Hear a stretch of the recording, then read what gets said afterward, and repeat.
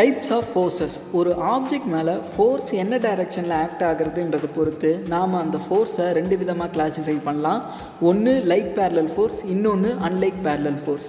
Like parallel ஃபோர்ஸ்னால் என்ன அப்படின்னா, ஒரு ஆப்ஜெக்ட் மேலே ரெண்டுக்கும் மேற்பட்ட ஃபோர்ஸ் ஈக்குவலாக இருக்கலாம் அல்லது அன்ஈக்குவலாக இருக்கலாம். ஆனால் அந்த ஆப்ஜெக்ட் மேலே பேரலல் டு ஈச் அதராக ஒரே டைரெக்ஷனில் ஆக்ட் ஆச்சு அப்படின்னா அதை நாம் லைக் ஃபோர்ஸஸ்னு சொல்லுவோம். கீழே இந்த டேபிளில் பார்த்தீங்கன்னா ஒரு ஆப்ஜெக்ட் மேலே ரெண்டு ஃபோர்ஸ் பேரலல் டு ஈச் அதராக ஒரு ஆப்ஜெக்ட் மேலே ஒரே டைரெக்ஷனில் ஆக்ட் ஆகுது. இது example of like parallel force.